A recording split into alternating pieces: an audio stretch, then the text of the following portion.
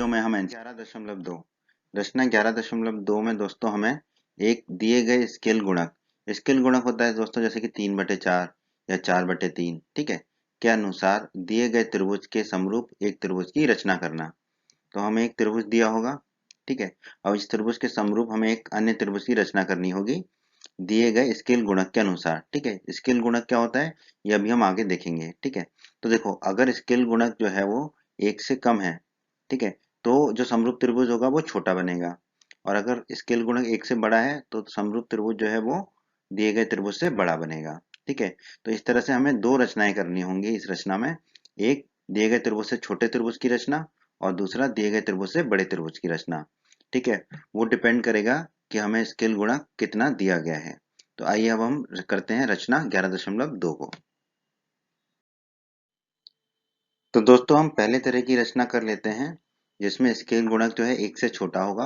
तो हम मान लेते हैं कि 3/4 है, ठीक है, कुछ भी मान सकते हैं आप, ठीक है, पर हमने अपनी सुविधा के लिए 3/4 मान लिया है 1 से छोटे को, ठीक है।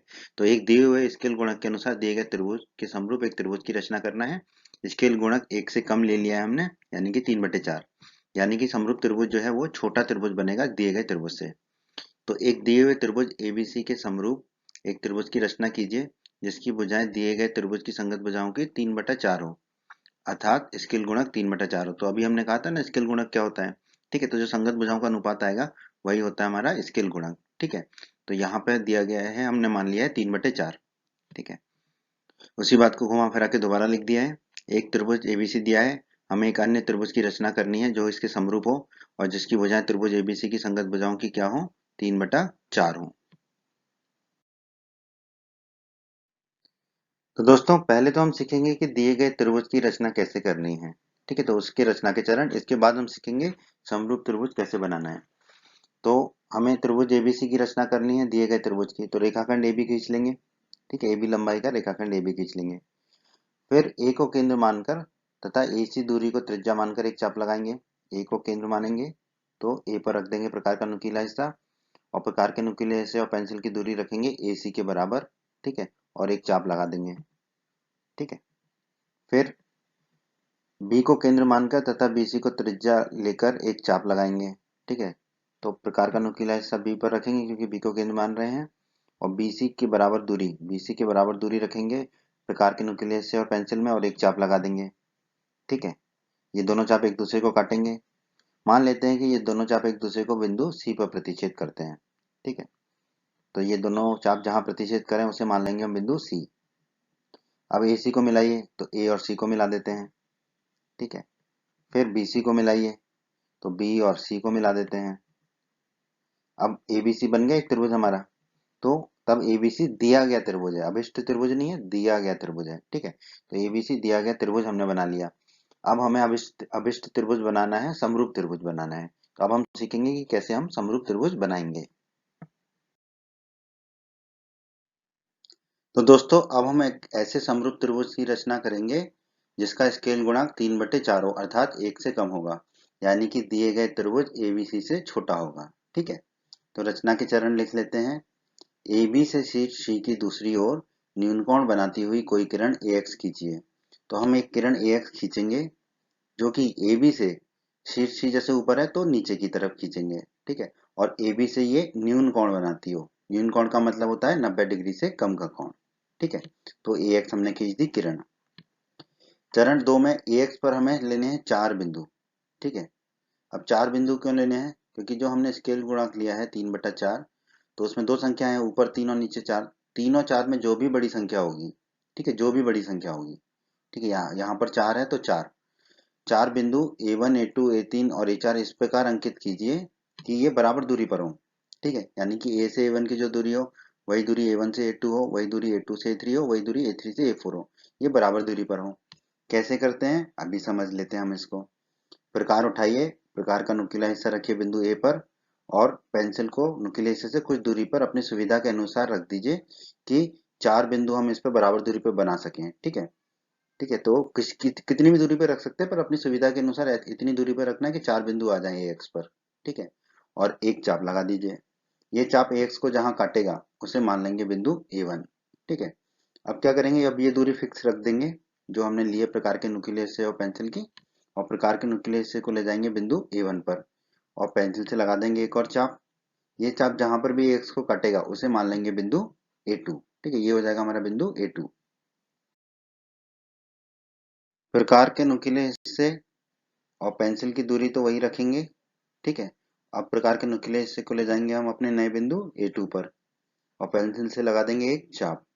ये चाप जहां पर भी एक्स को काटेगा उसे मान लेंगे बिंदु A3। अब प्रकार के नुकीले हिस्से और पेंसिल की दूरी वही रखेंगे और प्रकार के नुकीले हिस्से को ले आएंगे बिंदु A3 पर और पेंसिल से लगा देंगे एक चाप। ये चाप AX को जहां काटेगा उसे मान लेंगे हम बिंदु A4।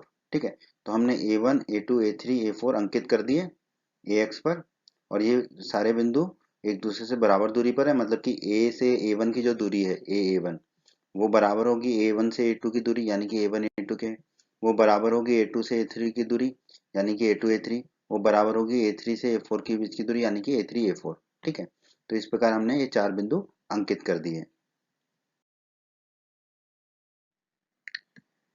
अगले चरण में B और A4 को मिला दीजिए। ये हमने चार बिंदु खींचे थे, जो चौथा बिंदु है A4 इसको B से मिला देते हैं। ठीक है, तो मिला दिया हमने, स्केल से आप मिला देंगे। फिर क्या करना है हमें बिंदु A3। अब बिंदु A3 का नंबर क्यों आया, क्योंकि देखो 3/4 में जो भी छोटी संख्या होगी उसको लेंगे। तो 3/4 में 3 और 4 में से छोटी संख्या है 3, तो हमने A3 को पकड़ा। तो A3 से होकर जाने वाली और BA4 के समांतर, ठीक है BA4 ये अभी हमने खींचा, तो BA4 के समांतर हमें A3 से जाने वाली एक रेखा खींचनी है जो AB को B डैश पे प्रतिच्छेद करेगी। तो AB को जहां भी प्रतिच्छेद करेगी वो उसे मान लेंगे हम B डैश। तो हमें BA4 के समांतर एक रेखा खींचनी है जो A3 से होकर जाए और AB को जो है प्रतिच्छेद करे जिस बिंदु पर, उस बिंदु को कहेंगे हम बिंदु B डैश। तो दोस्तों अध्याय 11 के परिचय के वीडियो में हमने सीखा था कि कैसे हम समांतर रेखाएं खींचते हैं। ठीक है, उसी विधि का प्रयोग करेंगे हम यहाँ पर। हमें BA4 के समांतर खींचनी है रेखा, तो हमने A4 पर रखा प्रकार का नुकीला हिस्सा और अपनी सुविधा के अनुसार पेंसिल को थोड़ी दूरी पर ले गए और एक चाप लगा दिया। ये चाप थोड़ा सा बड़ा लगाएंगे कि AX को भी काटे और A4 B को भी काटे। ठीक है, तो जहां पर ये AX को काट रहा है वहां पर एक बिंदु को दर्शा दिया, जहां पर ये B A4 को काट रहा है वहां पर एक बिंदु को दर्शा दिया। अब ये दूरी जो है वो हमने फिक्स रखी और प्रकार के नुकीले हिस्से को ले जाएंगे A3 पर, क्योंकि यहाँ हमने A3 बिंदु की चर्चा की थी 3/4 में, 3 और 4 में से 3 छोटा था, तो A3 पर क्योंकि हमें A3 से खींचनी है समांतर रेखा, तो A3 पर अब उतनी ही दूरी का एक चाप लगा देंगे पेंसिल से। ये चाप AX को जहां काटेगा वहां पर एक बिंदु को हम दर्शा देंगे।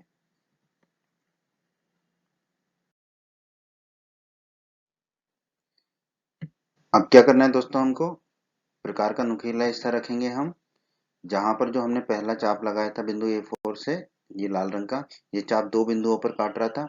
एक बिंदु था हमारा AX किरण पर और एक था BA4 पर। ठीक है, तो दोनों बिंदुओं के बीच की दूरी को नापेंगे प्रकार से, स्केल से नहीं प्रकार से नापेंगे और नुकीला हिस्सा रखेंगे जहां पर AX को काटा था इस चाप ने। ठीक है, उस बिंदु पर। ठीक है, अब ये दूरी को इतने ही रखेंगे और प्रकार के नुकीले हिस्से को ले जाएंगे जहां पर हमने दूसरा चाप लगाया था बिंदु A3 से लाल रंग का, और वो चाप जहां पर AX को काट रहा था वहां पर उस बिंदु पर ले जाएंगे प्रकार के नुकीले हिस्से को और पेंसिल से एक चाप लगा देंगे जो लाल रंग के जो पहले चाप को कहीं ना कहीं काटेगा। अब ये दोनों चाप एक दूसरे को जहां काटेंगे वहां पर एक बिंदु दर्शा देंगे। ठीक है, ये बिंदु दर्शा दिया। अब A3 बिंदु जो है और ये जो बिंदु आया है दोनों चापों को काटने से, इन दोनों बिंदुओं से जाने वाला एक रेखा खींचेंगे।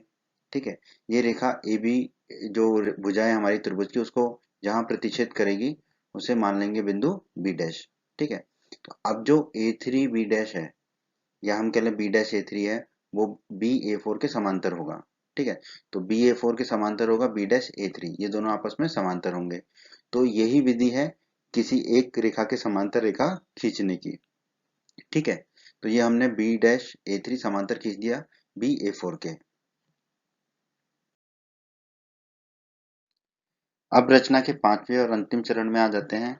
अब हमें क्या करना है, बिंदु B डैश मिल गया हमको, तो बिंदु B डैश से होकर जाने वाली BC के समांतर एक रेखा खींचनी है। ठीक है, तो B डैश से जाने वाली और BC के समांतर एक रेखा खींचनी है जो AC को जहां प्रतिच्छेद करेगी उसे मानेंगे हम बिंदु C डैश। ठीक है, तो कैसे समांतर रेखा खींचना है वो तो हम सीख चुके हैं, तो वैसे ही खींच लेते हैं। बीसी के समांतर खींचना है, तो प्रकार उठाई, प्रकार का नुकीला हिस्सा रखा बिंदु बी पर और कुछ दूरी पर एक चाप लगा दिया। चाप थोड़ा बड़ा लगाया ताकि ये ए बी को भी काटे और बीसी को भी काटे। जहां ए बी को काट रहा है वहां पर बिंदु दर्शा दिया, जहां बीसी को काट रहा है वहां भी बिंदु दर्शा दिया। अब प्रकार के नुकीले हिस्से और पेंसिल की दूरी वही रखी। अब जहां से हमें समांतर रेखा खींचनी है, बी डैश से खींचनी है, तो बी डैश पे रखा प्रकार का नुकीला हिस्सा और एक बड़ा सा चाप लगा दिया। ये चाप जहां पर भी काटेगा ए बी को, वहां पर एक बिंदु से हमने दर्शा दिया।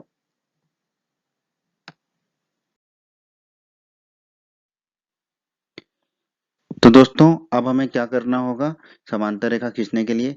ये जो दो बिंदु मिले हमें जब हमने बी से चाप लगाया था हरे रंग का, तो एक बिंदु मिला था ए बी पर और दूसरा बिंदु मिला था बीसी पर।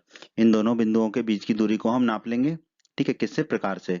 और नुकीला हिस्सा रखेंगे जहां पर बिंदु मिला था हमें भुजा ए बी पर। ठीक है, वहां पर नुकीला हिस्सा रखेंगे और दूरी को नाप लेंगे, इन दोनों बिंदुओं के बीच की दूरी को। ठीक है, और अब इस प्रकार के नुकीले हिस्से को ले जाएंगे उस बिंदु पर जो बिंदु हमें मिला था बी डैश से चाप लगाने पर। ठीक है, बी डैश से चाप लगाने पर जब ये हरे रंग का चाप ए बी से जहां टकराया था, प्रतिच्छेद किया था, वहां पर जो बिंदु मिला था वहां पर रखेंगे प्रकार का नुकीला हिस्सा और प्रकार और पेंसिल की दूरी वही रखेंगे जो हमने अभी नापी थी यहाँ से, और एक पेंसिल से चाप लगा देंगे। ये जो चाप लगाया है हमने पेंसिल से, ये हरे रंग के चाप को जो हमने बी डैश से लगाया था उसको जहां काटेगा वहां पर एक बिंदु दर्शा देंगे। ठीक है, अब बी डैश और ये जो दोनों चापों का प्रतिच्छेद बिंदु मिला है उससे होकर जाती हुई एक रेखा खींच देंगे। ठीक है, ये जो रेखा खींची हमने, ये एसी को जहां प्रतिच्छेद करेगी उसे मान लेंगे हम बिंदु सी डैश। ठीक है, तो इस हिसाब से अब क्या होगा, हमने रचना कर दी बीसी के समांतर एक भुजा की जो है बी डैश सी डैश। ठीक है, तो बीसी के समांतर होगा अब बी डैश सी डैश। ठीक है, बी डैश सी डैश जो है बीसी के समांतर होगा। तब A B dash C dash क्या होगा, हमारा अभिष्ट समरूप त्रिभुज होगा। ठीक है, तो जो हमें समरूप त्रिभुज बनाना था वो मिल गया हमें, A B dash C dash, ये हमारा अभिष्ट समरूप त्रिभुज है जिसका स्केल गुणक दिए गए त्रिभुज का 3/4 है। ठीक है, तो ये तो हो गई रचना। अब हमें रचना की करनी है प्रमाणिकता। रचना कर ली दोस्तों हमने, अब हमें रचना की करनी है प्रमाणिकता। ठीक है, कि कैसे हमारी रचना सही है। तो दोस्तों जो हमने बिंदु A1 A2 A3 A4 बनाए थे वो किस प्रकार बनाए थे कि A से A1 की जो दूरी है वही दूरी A1 से A2 की है, वही A2 से A3 है, वही A3 से A4 है। यानी कि A1 बराबर है A1 A2 के, बराबर है A2 A3 के, बराबर है A3 A4 के। तो दोस्तों अगर हम A से A3 की दूरी निकालें, A3, ठीक है, यहाँ पर देखिए A से A3 तक की दूरी तो कितनी होगी, A1 धन A1 A2 धन A2 A3। तो हमने लिख दिया A3 बराबर A1 धन A1 A2 धन A2 A3। अब A3 बराबर हो जाएगा A1 को तो वही लिखा धन A1 A2। A1 A2 किसके बराबर है, A1 के, तो उसकी जगह A1 A2 की जगह रख देंगे A1। फिर धन का चिन्ह लगा दिया। A2 A3, A2 A3 किसके बराबर है, A1 के, तो A2 A3 की जगह भी रख दिया A1। तो A3 किसके बराबर हो गया, 3 बार A1 आ गया, तो A3 हो जाएगा हमारा 3 गुणा A1। अब निकाल लेते हैं दोस्तों A4, A से लेके A4 तक की दूरी। ठीक है, ये वाली दूरी A से A4 ये कितनी होगी, A1 धन A1 A2 धन A2 A3 धन A3 A4। तो हमने वही लिख दिया A4 बराबर A1 धन A1 A2 धन A2 A3 धन A3 A4। तो A4 किसके बराबर होगा, A1 को तो A1 ही लिखा, धन का चिन्ह लगाया। A1 A2 को लिख सकते हैं A1, तो वो लिख दिया हमने। फिर धन A2 A3 को लिख सकते हैं A1, तो वो लिख दिया हमने। धन A3 A4 को भी लिख सकते हैं A1, तो वो लिख दिया हमने। तो A4 किसके बराबर होगा दोस्तों, देखिए 4 बार A1 आ रहा है, तो हम लिख सकते हैं A4 बराबर 4 गुणा A1। तो A4 को हमने लिख दिया 4 गुणा A1। ठीक है, अब दोस्तों हम निकालना चाहते हैं अनुपात A3 और A4 का। तो A3 बटा A4 कितना होगा, A3 का मान है 3 गुणा A1, तो हमने रख दिया 3 गुणा A1 बटे में A4 है, तो A4 का मान है 4 गुणा A1, तो हमने लिख दिया 4 गुणा A1।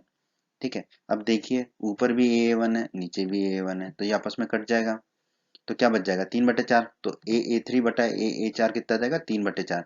इसका मतलब A3 और A4 की जो दूरी है उसका अनुपात हमारा कितना आ गया, 3:4 या 3/4। आगे बढ़ते हैं दोस्तों। अब त्रिभुज A3 B डैश, ठीक है, ये वाला त्रिभुज नीले रंग से लिखा है A3 B डैश, और त्रिभुज A4B, ठीक है, ये जो बड़ा वाला त्रिभुज है A4B जिसे हमने पीले रंग से दिखा दिया है। ठीक है, इन दोनों त्रिभुजों में ध्यान दीजिए, कोण A बराबर कोण A, कोण ए जो है उभयनिष्ठ कोण है, दोनों में आ रहा है। ठीक है, तो कोण ए बराबर कोण ए होगा, उभयनिष्ठ कोण है तो एंगल के लिए ए लिख दिया हमने। फिर कोण ए थ्री बराबर कोण ए फोर, कोण ए थ्री और कोण ए फोर ये बराबर होंगे क्योंकि ये संगत कोण है, और कोण है तो एंगल के लिए ए लिख दिया। पर संगत कोण क्यों बराबर होंगे वो देख लेते हैं। ठीक है, हमने बी ए फोर के समांतर बी डैश ए थ्री खींचा था, बी ए फोर के समांतर बी डैश ए थ्री खींचा था, ये दोनों समांतर थे। तो समांतर भुजाओं के तो संगत कोण बराबर ही होते हैं, इसीलिए कोण ए थ्री बराबर होगा कोण ए चार के। अब इन दोनों त्रिभुजों में दो कोण बराबर हो गए तो ए समरूपता की कसौटी लग जाएगी, तो दोनों त्रिभुज समरूप हो जाएंगे। तो क्रम क्या होगा, त्रिभुज कोण कोण लिख लेते हैं ए थ्री और जो बच गया वो बी डैश। तो त्रिभुज ए थ्री बी डैश समरूप होगा त्रिभुज कोण कोण लिख लेते हैं ए फोर, जो बच गया वो लिख लेते हैं बी। तो त्रिभुज ए फोर बी के, तो ये दोनों त्रिभुज आपस में क्या होंगे, समरूप। अब दो त्रिभुज समरूप होते हैं तो संगत भुजाएं समान अनुपात की होती हैं। तो देखो पहला और तीसरा अक्षर पकड़िए बाईं तरफ ए डैश, बटे में दाईं तरफ भी पहला और तीसरा अक्षर पकड़िए बटे में ए बी बराबर। फिर बाईं तरफ हमने पकड़ा पहला दूसरा अक्षर ए थ्री, तो दाईं तरफ भी बटे के लिए पहला दूसरा अक्षर पकड़ेंगे ए फोर। तो ए बी डैश बटे ए बी बराबर आ गया हमारा ए थ्री बटे ए फोर। ठीक है, ए बी डैश कितना है, ये ए बी डैश है, और ए बी कितना है, ये पूरा ए बी है। ठीक है, तो ए बी डैश बटा ए बी कितना आ गया, ए थ्री बटा ए फोर, ए थ्री ये निकाला था और ए फोर ये था हमारा। ठीक है, तो इन दोनों के अनुपात के बराबर आ गया। अब ए थ्री बटा ए फोर हम निकाल चुके हैं 3/4। ठीक है, तो ए थ्री बटा ए फोर की जगह रख देंगे हम 3/4, तो हमारा आ जाएगा ए बी डैश बटा ए बी बराबर 3/4। ठीक है, तो ए बी डैश और ए बी इन दोनों का अनुपात कितना आ गया हमारा 3/4।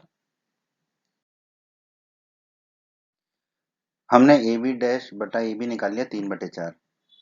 अब बात कर लेते हैं हम त्रिभुज A B dash C dash. ठीक है, ये वाले त्रिभुज त्रिभुज A B dash C dash और त्रिभुज ए बी सी में, बड़ा वाला त्रिभुज ए बी सी में। ठीक है, जो हमने जिसका हमने समरूप त्रिभुज बनाया था। ठीक है, इन दोनों त्रिभुजों में देखिए कोण ए बराबर कोण ए, ये ऊपर जो कोण ए है ये वाला, ये दोनों में कॉमन है, उभयनिष्ठ है, तो ये बराबर ही होगा। तो कोण ए बराबर कोण ए लिख दिया हमने, और कोण के लिए एंगल के लिए ए लिख दिया। अब देखिए कोण बी डैश और कोण बी ये बराबर है दोनों कोण। ठीक है, ये संगत कोण है और बराबर है। तो संगत कोण तो है ये, पर बराबर क्यों है ये देख लेते हैं हम थोड़ा सा ना, क्योंकि हमने बी डैश सी डैश समांतर खींचा था बीसी के समांतर खींचा था बी डैश सी डैश के, ये दोनों समांतर थे। ठीक है, और समांतर रेखाओं के संगत कोण बराबर होते हैं, तो बी डैश और बी कोण आपस में बराबर होंगे। कोण है तो एंगल के लिए लिख देंगे। अब दो कोण बराबर हो गए तो ए समरूपता की कसौटी से दोनों त्रिभुज समरूप हो जाएंगे। क्रम क्या होगा, कोण कोण ए बी डैश और फिर जो बच गया वो लिख दिया सी डैश। समरूप होगा त्रिभुज किसके, ए बी, और जो बच गया वो लिख दिया सी। तो त्रिभुज A B dash C dash समरूप होगा त्रिभुज ए बी सी के। दोनों त्रिभुज आपस में समरूप होंगे, दो त्रिभुज आपस में समरूप होंगे तो उनकी संगत भुजाओं का अनुपात बराबर होगा। तो देखिए पहला दूसरा अक्षर ए बी डैश, दाईं तरफ भी पहला दूसरा अक्षर ए बी, तो ए बी डैश बटे ए बी बराबर। दूसरा तीसरा अक्षर बी डैश सी डैश, दाईं तरफ भी दूसरा तीसरा अक्षर बी सी, तो बी डैश सी डैश बटे बी सी बराबर।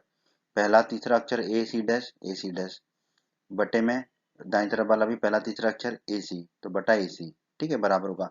अब ऊपर ध्यान दीजिए, हमने निकाला था ए बी डैश बटा ए बी बराबर 3/4, ये निकाला था हमने।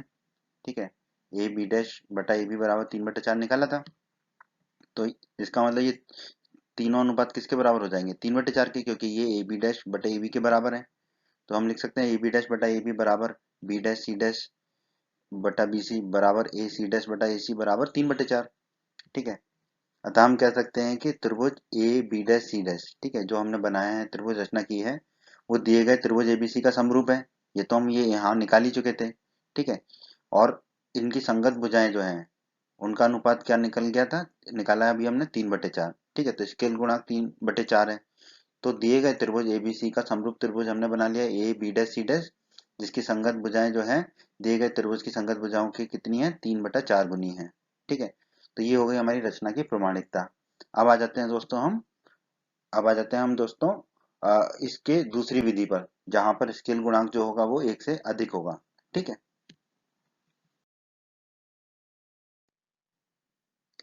हमने छोटा समरूप त्रिभुज बना लिया। अब दोस्तों हमें बनाना है बड़ा समरूप त्रिभुज। इसका मतलब है कि स्केल गुणक जो है 1 से अधिक होगा। तो हम मान लेते हैं कि स्केल गुणक 4/3 है। तो एक दिए हुए त्रिभुज एबीसी के समरूप एक त्रिभुज की रचना कीजिए जिसकी भुजाएं दिए गए त्रिभुज की संगत भुजाओं की 4/3 हो, अर्थात स्केल गुणक 4/3 है। ठीक है, दोबारा से वैसा ही कुछ लिख देते हैं। एक त्रिभुज एबीसी दिया है, हमें एक अन्य त्रिभुज की रचना करनी है जिसकी भुजाएं त्रिभुज एबीसी की संगत भुजाओं की क्या है, 4/3 है। ठीक है, तो अभी अनुपात हमें मिल गया समरूप त्रिभुज का, क्या है, 4/3। तो दोस्तों, त्रिभुज एबीसी की रचना करना तो हम शुरू में ही सीख गए थे दिए गए त्रिभुज की। ठीक है, अब उसको हम दोबारा नहीं दिखा रहे हैं, वो हमने वीडियो के शुरू में ही सीखा था कैसे दिए गए त्रिभुज की रचना करना है। अब हम रचना करेंगे इसके समरूप त्रिभुज की जिसका स्केल गुणक होगा 4/3 अर्थात एक से अधिक। तो इसके रचना के चरण देख लेते हैं। तो सबसे पहले तो वही होगा, ए बी से शीर्ष सी की दूसरी ओर एक न्यूनकोण बनाती हुई कोई किरण एक्स खींचिए, जैसा कि हमने पहले भी किया था। ठीक है, वो खींच दिया हमने। ठीक है, शीर्ष से ऊपर है तो ए बी के नीचे खींचेंगे और न्यूनकोण यानी कि 90 डिग्री से कम कोण बनाती हुई खींचेंगे ए बी से। चरण 2 में ए एक्स पर हमें 4 बिंदु लेने हैं। 4 क्यों? क्योंकि 4/3 में 3 और 4 में से बड़ी संख्या कौन सी है, 4 है, इसलिए 4 बिंदु लेंगे। ठीक है, A1 A2 A3 A4 लेंगे। ठीक है, तो किस प्रकार लेंगे कि वो बराबर दूरी पर हो, यानी कि ए से A1 की जो दूरी हो वही दूरी A1 से A2 हो, वही दूरी A2 से A3 हो, वही दूरी A3 से A4 हो। ठीक है, तो इसको बनाने के लिए हमें क्या करना होता है, प्रकार का नुकीला हिस्सा रख देते हैं बिंदु ए पर और पेंसिल को ले जाते हैं थोड़ी दूरी पर अपने सुविधा के अनुसार, कैसे 4 बिंदु इस एक्स पर आ जाए। ठीक है, तो कुछ दूरी पर एक चाप लगा देंगे पेंसिल से। ये चाप जहां पर भी एक्स को काटेगा उसको मान लेंगे बिंदु A1। अब ये दूरी फिक्स रख लेते हैं हम प्रकार के नुकीले हिस्से और पेंसिल की, और प्रकार के नुकीले हिस्से को ले आते हैं बिंदु A1 पर और पेंसिल से लगा देते हैं एक और चाप। ये चाप जहां पर एक्स को काट रहा है उसे मान लेंगे हम बिंदु A2। ठीक है,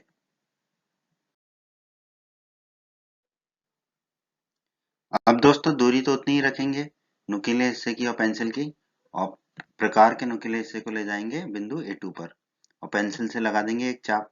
ये चाप जहां पर भी एक्स को काटेगा उसे मान लेंगे बिंदु A3। अब दोस्तों हम क्या करेंगे, ये जो दूरी है ये तो वही रखेंगे प्रकार के नुकीले हिस्से और पेंसिल की। प्रकार के नुकीले हिस्से को ले जाएंगे हम बिंदु A3 पर और लगा देंगे एक चाप। ठीक है, पेंसिल से ये चाप जहां पर भी ए एक्स को काटेगा उसे मान लेंगे हम बिंदु A4। ठीक है, तो ये मिल गया हमें बिंदु A4। तो दोस्तों यहाँ तक तो विधि समान थी जैसा कि हमने पहले किया था जब स्केल गुणांक 3/4 लिया था। अब थोड़ी परिस्थिति बदल जाती है, वहां पे हमने BA4 को मिलाया था, यहाँ पे BA3 को मिलाएंगे। अब ये कैसे पता चलेगा किसको मिलाना है, तो देखो जो बटे में होता है उसको मिला दीजिए। यहाँ पे बटे में 3 है, उसमें बटे में 4 था, तो यहाँ बटे में 3 है तो BA3, इसलिए A3 को मिल पकड़ा हमने। तो A3 और B को मिला देते हैं, मिला दिया। अब चरण 4 में हमसे कहा गया बिंदु A4। अब बिंदु A4 को क्यों लिया यहाँ पर, क्योंकि ऊपर है 4। ठीक है, 4/3 में 4 और 3 में से 4 बड़ा है, ये बात ठीक है। पर अगर हम दोनों विधियों को देखें छोटा और बड़ा त्रिभुज बनाने की, तो 4 ऊपर है तो इसलिए हमने बिंदु 4 ले लिया। ठीक है, लिखने के लिए आपको यही लिखना होगा, पर आप बिंदु A4 लेंगे क्योंकि 4 ऊपर है से होकर जाने वाली। ठीक है, तो बिंदु A4 से होकर जाने वाली एक रेखा खींचनी है जो कि BA3 के समांतर हो, BA3 के समांतर हो। ठीक है, ऐसी खींचनी है।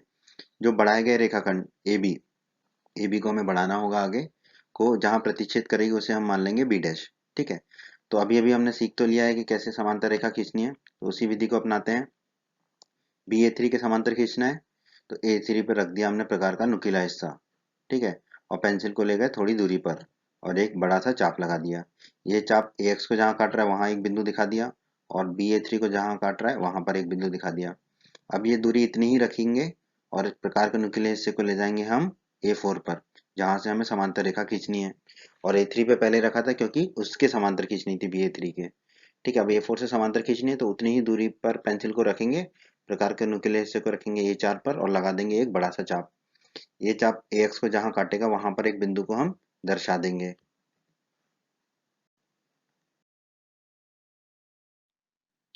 समांतर रेखा खींचने की प्रक्रिया को आगे बढ़ाते हैं। प्रकार को अपने हाथों में पकड़िए, प्रकार का नुकीला हिस्सा रखिए इस बिंदु पर जो हमने A3 से चाप लगाया था। ठीक है, वो चाप जहां पर AX को काट रहा था उस बिंदु पर प्रकार का नुकीला हिस्सा रखेंगे और वो चाप जहां पर BA3 को काट रहा था उस बिंदु पर प्रकार की पेंसिल की नोक को रखेंगे और दूरी को नाप लेंगे। ठीक है, अब दूरी को इतना ही रखेंगे और प्रकार के नुकीले हिस्से को ले जाएंगे इस बिंदु पर। ये बिंदु हमने कैसे प्राप्त किया था, A4 से लाल रंग का चाप लगाया था, ठीक है, और वो चाप जहां पर भी AX को काट रहा था वो बिंदु मिला था। इस बिंदु पर प्रकार का नुकीला हिस्सा रखेंगे और पेंसिल से लगा देंगे एक चाप, ठीक है। ये चाप लाल रंग के चाप को जहां प्रतिच्छेद करेगा वहां पर एक बिंदु को दर्शा देंगे, ठीक है। अब जो है हम क्या करेंगे, ए बी रेखाखंड को थोड़ा सा आगे बढ़ा दिया सीधा सीधा, ठीक है। जैसे ए बी जा रहा है उसी दिशा में बढ़ा दिया आगे। अब A4 से और इस बिंदु से जाते हुए एक रेखा खींचेंगे, ठीक है। A4 से और इस बिंदु से जाते हुए रेखा खींची जो ए बी से बढ़ाए हुए रेखाखंड को प्रतिच्छेद कर रही है। इसे हम बिंदु मान लेंगे बी डैश, ठीक है। ये बिंदु हो गया हमारा बी डैश। तो अब इस स्थिति में जो BA3 है, BA3 और बी डैश A4, ये दोनों रेखाएं क्या है, समांतर रेखाएं हैं, क्योंकि हमने समांतर रेखाएं खींचने की विधि से बी डैश A4 को बनाया है, ठीक है। तो अब हमने A4 से समांतर रेखा खींच ली बी डैश A4 जो BA3 के समांतर है, जैसा कि हमने चरण 4 में कहा था। अब आ गए हैं दोस्तों हम रचना के पांचवें और अंतिम चरण में। पांचवें और अंतिम चरण में हमें क्या करना है, बिंदु बी डैश, जो अभी हमने बिंदु बी डैश का आविष्कार किया, से होकर जाने वाली BC के समांतर, ठीक है। तो BC के समांतर एक रेखा खींचनी है, बी डैश से जाए, जो रेखा AC को C डैश पर प्रतिच्छेद करे, ठीक है। तो AC को हम बढ़ा देंगे आगे, ठीक है। तो जहां भी प्रतिच्छेद करेगी उसे हम मान लेंगे बिंदु C डैश। तो अब हमें प्रक्रिया अपनानी होगी समांतर रेखा खींचने की। तो हमें BC से समांतर रेखा खींचनी है, तो प्रकार को उठाइए हाथ में, जैसे कि तलवार को उठाते हैं, ठीक है। और प्रकार का नुकीला हिस्सा रखिए बी पर, बिंदु बी पर, क्योंकि BC के समांतर खींचना है। और अपनी सुविधा के अनुसार पेंसिल को कुछ दूरी पर रख के एक चाप लगाइए बड़ा सा। ये चाप जो है AB और BC दोनों को प्रतिच्छेद करे, ठीक है। और बिंदुओं को, जहां पर AB को प्रतिच्छेद करे एक बिंदु से दर्शा दीजिए, जहां पर BC को प्रतिच्छेद करे एक बिंदु से दर्शा दीजिए। अब इस प्रकार को आप ले जाएंगे प्रकार के नुकीले हिस्से को बिंदु बी डैश पर, क्योंकि बी डैश से हमें समांतर रेखा खींचनी है। और दूरी रखेंगे प्रकार के नुकीले हिस्से और पेंसिल की उतनी ही जितनी पहले थी, और एक चाप लगा देंगे। ये चाप ए बी डैश को जहां प्रतिच्छेद करेगा वहां एक बिंदु को दर्शा देंगे।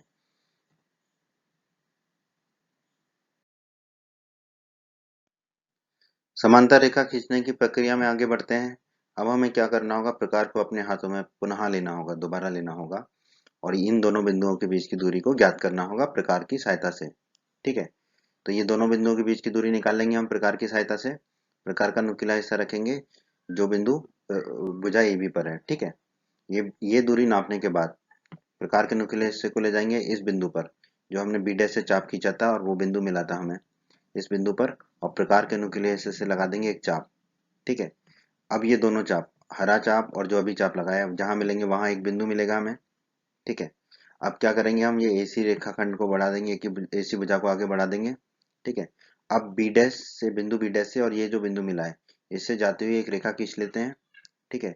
ये जो है AC, बढ़ाई हुई AC को जहां मिलेगा उसे बोल देंगे हम बिंदु C डैश। तो हमें बिंदु C डैश मिल गया, ठीक है। तो दोस्तों बी डैश सी डैश जो है वो BC के समांतर होगा, जो बी डैश सी डैश हमने खींचा है वो BC के समांतर होगा। ये दोनों आपस में समांतर होंगे, क्योंकि हमने समांतर रेखा खींचने की प्रक्रिया से बी डैश सी डैश को खींचा है। तो बी डैश सी डैश समांतर होगा BC के। तब A B dash C dash अभिष्ट समरूप त्रिभुज होगा, ठीक है। तो अब जो A B dash C dash, ये पीले रंग का जो त्रिभुज बना है, यही क्या है, हमारा अभिष्ट समरूप त्रिभुज है। इसी की हमें रचना करनी थी। तो हमने समरूप त्रिभुज की रचना कर दी, जिसका स्केल गुणांक 4/3 है, ठीक है। तो त्रिभुज A B dash C dash जो है समरूप होगा त्रिभुज ABC के, जिसका कि स्केल गुणांक 4/3 है। अब हमें इसकी रचना की प्रमाणिकता करनी है कि जो हमने किया है वो क्यों सही है, ठीक है। तो अब हम करेंगे रचना की प्रमाणिकता को। तो दोस्तों सिर्फ रचना करने से काम नहीं चलेगा, रचना की प्रमाणिकता भी करनी होगी। कर लेते हैं रचना की प्रमाणिकता। तो दोस्तों A1 बराबर A1 A2 बराबर A2 A3 बराबर A3 A4 होगा। ये सारे बिंदु बराबर दूरी पर होंगे। A से लेके A1, A1 से A2, A2 से A3, A3 से A4 सब बराबर दूरी पर होंगे। ये हम ऊपर भी देख चुके हैं। तो A से A3 की दूरी क्या होगी, A से लेके A3 की दूरी A1 धन A1 A2 धन A2 A3, वही लिखा है हमने यहाँ पर, ठीक है। तो A3 किसके बराबर हो जाएगा, A1 धन A1 A2 को लिख देंगे A1 लिख दिया, धन A2 A3 को भी लिख देंगे A1 लिख दिया। तो A3 किसके बराबर हो जाएगा, 3 बार है A1, तो हो जाएगा 3 गुणा A1 के बराबर। अब बात आती है A4 की। A4 किसके बराबर होगा दोस्तों, A1 धन A1 A2 धन A2 A3 धन A3 A4, वही लिखा है हमने यहाँ पर। तो ए फोर किसके बराबर होगा, ए वन, धन ए वन ए टू को लिख सकते हैं ए वन लिख दिया, धन ए टू ए थ्री को लिख सकते हैं ए वन लिख दिया, धन ए थ्री ए फोर को लिख सकते हैं ए वन लिख दिया। तो ए फोर किसके बराबर हो जाएगा, देखो 4 बार है ए वन, तो 4 बार ए वन, तो ए फोर हो गया 4 बार ए वन के। अब ए फोर बटा ए थ्री, ये तीन निकाल रहे हैं हम, ए फोर बटा ए थ्री, तो ए फोर है 4 गुणा ए वन लिख दिया हमने, ए थ्री है 3 गुणा ए वन लिख दिया हमने। ऊपर भी ए वन है, नीचे भी ए वन है, आपस में कट जाएंगे, थैंक यू वेरी मच हो जाएगा। तो ए फोर बटा ए तीन कितना आ जाएगा हमारा, 4/3, स्केल गुणा के बराबर आ गया, ले आए हम। ठीक है, तो ए फोर और ए तीन का अनुपात आ गया हमारा 4:3। हमने निकाल लिया ए फोर बटे ए थ्री बराबर 4/3। अब बात कर लेते हैं हम त्रिभुज ए फोर बी डैश। ठीक है, ये बड़ा वाला त्रिभुज ए फोर बी डैश। ठीक है, और त्रिभुज ए थ्री बी, ये छोटा वाला त्रिभुज ए थ्री बी। इन दोनों त्रिभुजों में ध्यान दीजिए, कौन ए बराबर कौन ए, कौन ए दोनों में कॉमन है, उभयनिष्ठ है, दोनों में है ये कौन। ठीक है, तो कौन ए बराबर कौन ए लिख दिया, कौन है तो एंगल के लिए ए लिख दिया।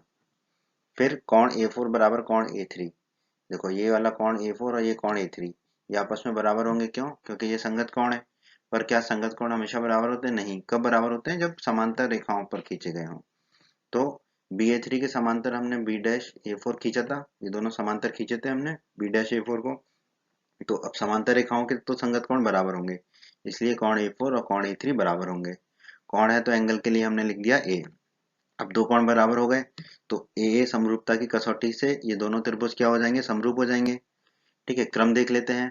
त्रिभुज कौन कौन जो भी कौन है ए फोर, और जो बच गया फिर बी डैश वो लिख दिया। तो त्रिभुज ए फोर बी डैश समरूप होगा किसके, त्रिभुज कौन कौन ए थ्री और जो बच गया वो बी। तो त्रिभुज ए फोर बी डैश समरूप होगा त्रिभुज ए थ्री बी के, यानी कि ये दोनों त्रिभुज आपस में हो जाएंगे समरूप। अब ये दोनों त्रिभुज समरूप हो गए आपस में, तो इनकी संगत भुजाएं समान अनुपात की होंगी। ठीक है, तो देखो ए बी डैश, ठीक है, पहला और अंतिम अक्षर, बटे में भी दाईं तरफ वाला पहला और अंतिम अक्षर लेंगे, बटे में आ जाएगा ए बी। तो ए बी डैश बटे ए बी बराबर पहला दूसरा अक्षर ए फोर, बटे में दाईं तरफ का पहला दूसरा अक्षर आ जाएगा ए थ्री। तो ए बी डैश, ठीक है, ए बी डैश ये बटे में लिखा है हमने ए बी, ये किसके बराबर आ गया हमारा समरूपता से, ए फोर बटे ए थ्री के। ए फोर बटा ए थ्री हम निकाल चुके हैं ऊपर, ए फोर बटा ए थ्री 4/3। ठीक है, तो ए फोर बटा ए थ्री की जगह हम क्या रख देंगे 4/3, तो हमारा आ जाएगा ए बी डैश बटा ए बी बराबर 4/3। तो ए बी डैश बटा ए बी इसका अनुपात आ गया हमारा 4/3। तो दोस्तों हमने निकाल लिया ए बी डैश बटे ए बी बराबर 4/3। अब बात कर लेते हैं हम त्रिभुज A B dash C dash. ठीक है, जो हमारा समरूप त्रिभुज हमने रचना की थी A B dash C dash, और त्रिभुज एबीसी जो त्रिभुज हमें दिया गया है त्रिभुज एबीसी। इन दोनों त्रिभुजों में देखिए कौन ए बराबर कौन ए, ये ऊपर वाला कौन, दोनों ये कौन ए जो है इन दोनों त्रिभुजों का उभयनिष्ठ कौन है, कॉमन कौन है, तो बराबर ही होगा। तो कौन ए बराबर कौन ए है, और कौन है तो एंगल के लिए ए लिख दिया हमने। फिर बात कर लेते हैं कौन बी डैश बराबर कौन बी। कौन बी डैश ये और कौन बी ये आपस में बराबर होंगे, क्यों, क्योंकि संगत कौन है, और संगत कौन तभी बराबर होते हैं जब ये समांतर रेखाओं पर हों। तो हमने जो रचना की थी बी डैश सी डैश, समांतर खींचा था बीसी के, बी डैश सी डैश को समांतर खींचा था बीसी के, रचना से था ये, तो इनके संगत कौन बराबर ही होंगे। तो कौन बी डैश कौन बी के बराबर ही होगा। कौन है तो एंगल के लिए लिख दिया। अब दो कौन बराबर हो गए दो त्रिभुजों के, तो दोनों त्रिभुज समरूप हो जाएंगे ए समरूपता की कसौटी से। ठीक है, क्रम देख लेते हैं। त्रिभुज, फिर कौन कौन ए बी डैश, फिर क्या बच गया सी डैश, तो सी डैश लिख दिया। तो त्रिभुज A B dash C dash समरूप होगा त्रिभुज ए बी, कौन है दोनों, तो ए बी लिख दिया, फिर सी बच गया तो सी लिख दिया। तो त्रिभुज A B dash C dash समरूप होगा त्रिभुज ए बी सी के ए कसौटी द्वारा। तो ये दोनों त्रिभुज हो जाएंगे समरूप। अब दो त्रिभुज अगर समरूप होते हैं तो उनकी संगत भुजाएं समान अनुपात की होती हैं। पहली बात तो ये दो त्रिभुज समरूप होगा, ये हमारी एक रचना की प्रमाणिकता हो गई। ठीक है, कि हमने जो त्रिभुज खींचा था A B dash C dash, वो त्रिभुज दिए गए त्रिभुज एबीसी के समरूप है। ठीक है, तो ये तो रचना की प्रमाणिकता हो गई। अब बस हमें देखना है कि इनकी संगत भुजाओं का अनुपात 4:3 है या नहीं। तो अब दो त्रिभुज समरूप है तो इनकी संगत भुजाएं समान अनुपात की तो होंगी ही होंगी। ठीक है, लेकिन क्या वो अनुपात 4:3 है कि नहीं वो देख लेते हैं। तो पहला दूसरा अक्षर ए बी डैश, फिर दाईं तरफ का भी पहला दूसरा अक्षर बटे में ए बी आ गया बराबर, दूसरा तीसरा अक्षर बी डैश सी डैश, दाईं तरफ का भी दूसरा तीसरा अक्षर पकड़ेंगे बटे में बी सी आ गया बराबर, पहला तीसरा अक्षर ए सी डैश, दाईं तरफ का भी पहला तीसरा अक्षर पकड़ा बटे में AC, ये बराबर होंगे। और अभी हमने निकाला था ए बी डैश बटे ए बी बराबर 4/3 होता है। तो ए बी डैश बटे ए बी अगर 4/3 के बराबर है तो ये सभी अनुपात 4/3 के बराबर ही होंगे। ठीक है, तो हम कह सकते हैं ए बी डैश बटे ए बी बराबर बी डैश सी डैश बटे बी सी बराबर ए सी डैश बटे ए सी। ये किसके बराबर होगा? 4/3 के, क्योंकि ए बी डैश बटे ए बी जो है वो 4/3 के बराबर है, ये अभी हमने ऊपर निकाला था। ठीक है, तो हम कह सकते हैं कि अतः जो त्रिभुज हमने रचना की है A B dash C dash दिए गए त्रिभुज एबीसी का समरूप त्रिभुज है। और स्केल गुणक कितना है? 4/3, मतलब कि ये जो नया त्रिभुज हमने बनाया है A B dash C dash, इसकी जो भुजाएं हैं वो दिए गए त्रिभुज की भुजाओं की संगत भुजाओं की 4/3 गुनी है। ठीक है, तो ये हो गई हमारी रचना की प्रमाणिकता। उम्मीद करता हूं दोस्तों आपको हमारा ये वीडियो पसंद आया होगा। आप हमारे यूट्यूब चैनल को सब्सक्राइब करें, इस वीडियो को लाइक करें, इस वीडियो को शेयर करें और अपने सभी हिंदी माध्यम के दोस्तों को हमारे चैनल के बारे में और हमारे वीडियो के बारे में बताएं, ताकि हिंदी माध्यम के अधिक से अधिक छात्र हमारे चैनल और वीडियोस का अधिक से अधिक लाभ ले सकें। धन्यवाद दोस्तों।